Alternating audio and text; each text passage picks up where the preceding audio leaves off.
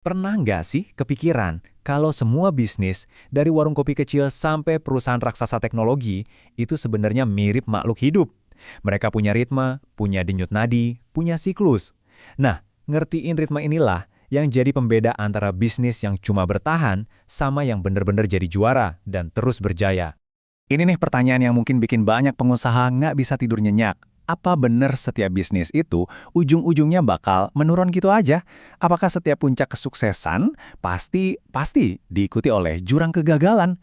Ternyata jawabannya tuh jauh lebih keren dan penuh harapan dari yang kita bayangkan loh. Nah, ini dia nih big idea-nya. Coba deh bayangin bisnis itu ya, kayak kita manusia. Ada fase lahir, tumbuh besar, jadi dewasa, terus ya menua. Rahasia sebenarnya itu bukan ngelawan takdir atau hukum alam ini, tapi justru jadi pinter-pinternya kita buat berselancar di atas gelombang pasang surutnya itu. Pakai strategi yang cerdas tentunya. Oke, biar lebih kebayang, kita bedah satu persatu ya. Kita mulai dari yang paling kecil dulu. Kita zoom in ke perjalanan satu produk tunggal. Istilah kerennya itu Product Life Cycle atau biasa disingkat PLC. Anggap aja ini kayak peta perjalanan gitu. Ada 4 babak utama dalam ceritanya sebuah produk dan tiap babak ini punya tantangan dan peluangnya masing-masing. Beda banget.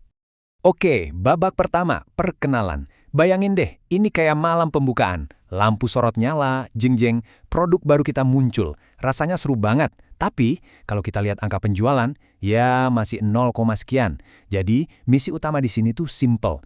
Bikin orang ngeh kalau kita ada, dan ngeyakinin beberapa orang pertama buat nyoba.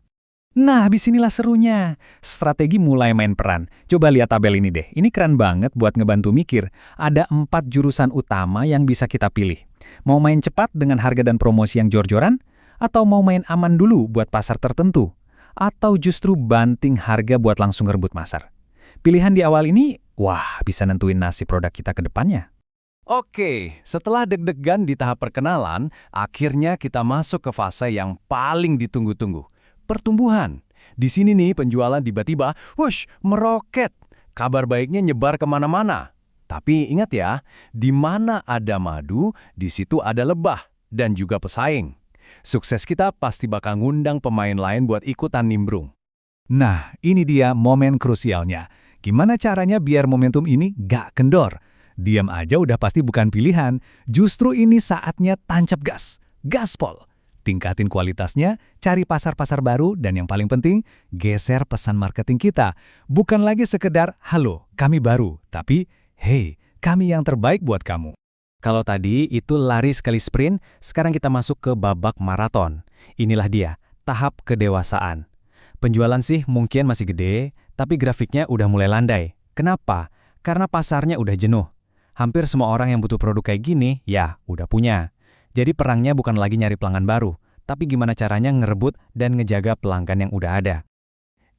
Tapi dewasa bukan berarti loyo ya. Justru di sini waktunya buat jadi super kreatif.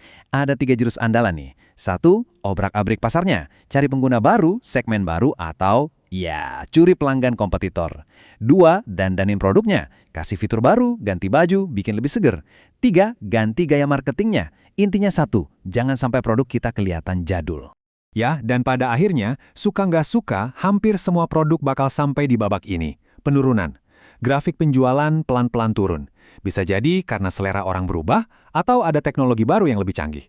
Nah, di titik inilah perusahaan dihadapkan sama pilihan sulit. Mau kita peras sisa untungnya sampai kering, atau ini justru tanda buat kita mulai lagi dari awal dengan sesuatu yang baru. Oke, barusan kan kita udah ngintip pakai mikroskop ya, ngeliatin detail satu produk. Sekarang, coba kita ganti lensanya jadi teleskop. Kita kali zoom out buat lihat gambaran gedenya. Ternyata, konsep siklus yang sama persis ini juga berlaku loh, bukan cuma buat produk, tapi buat seluruh perusahaan. Bedanya cuma di skala waktunya aja, bukan lagi hitungan bulan atau tahun, tapi tahunan bahkan puluhan tahun. Dan sekarang kita masuk ke level yang lebih tinggi lagi, evolusi sebuah perusahaan. Ini udah bukan lagi ngomongin taktik marketing produk A atau B. Ini tentang gimana sebuah organisasi utuh itu lahir, tumbuh, dan beradaptasi seiring berjalannya waktu. Nah, buat ngebantu kita ngerti ini nih, ada model keren banget dari Isaac Adizes. Dia ngegambarin perjalanan perusahaan, itu persis kayak perjalanan hidup kita. Ada fase tumbuh yang isinya penuh semangat, ide baru, fleksibel. Terus, ada juga fase menua, yang kalau nggak hati-hati bisa jadi kaku, banyak aturan, dan lambat. Ceritanya gini, awalnya dari sebuah ide, sebuah mimpi, courtship. Terus lahir deh perusahaannya. Masuk fase bayi, di mana fokusnya cuma satu, survive. Kalau lolos, dia masuk fase gogo yang serba ngebut, kadang-kadang agak berantakan. Terus masuk masa remaja, mulai cari jati diri, cari sistem yang benar. Puncaknya itu di fase prime. Ini kondisi ideal. Semuanya seimbang, terkontrol, mantap. Tapi, nah ini tapinya. Setelah puncak, ada bahaya stagnasi dan birokrasi yang bisa bikin perusahaan jadi tua sebelum waktunya. Nah, sampailah kita ke pertanyaan pamungkasnya. Pertanyaan jutaan dolar nih. Gimana caranya biar perusahaan bisa awet muda? Gimana caranya ngelawan penuaan dini yang namanya stagnasi ini? Jawabannya ada di kutipan ini. Stagnasi yang paling bahaya itu ternyata bukan di angka keuntungan, tapi di inovasi. Profit turun sesaat itu biasa, tapi kalau ide-ide baru udah berhenti ngalir, nah itu alarm bahaya. Perusahaan yang berhenti berinovasi itu sebenarnya lagi pelan-pelan menggali kuburnya sendiri. Terus, apa yang harus dilakuin? Nah, ini dia action plan-nya. Anggap aja ini kayak resep dari dokter buat bisnis yang mulai masuk angin. Pertama, check up total. Ada nggak bagian bisnis yang sakit?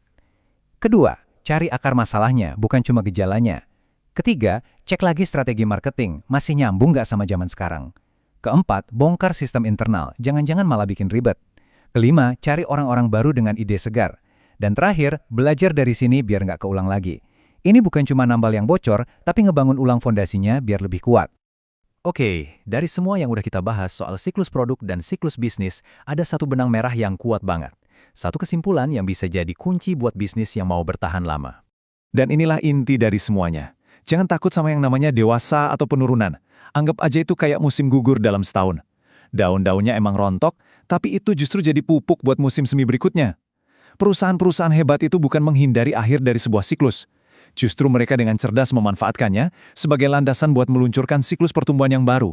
Ini adalah siklus yang tidak pernah berakhir. Jadi sekarang coba deh, renungin sejenak. Bisnis Anda, karir Anda, atau proyek apapun yang lagi Anda kerjakan sekarang, kira-kira lagi ada di fase mana ya? Dan yang jauh lebih penting, langkah apa yang lagi Anda siapin hari ini buat menciptakan siklus pertumbuhan Anda yang berikutnya?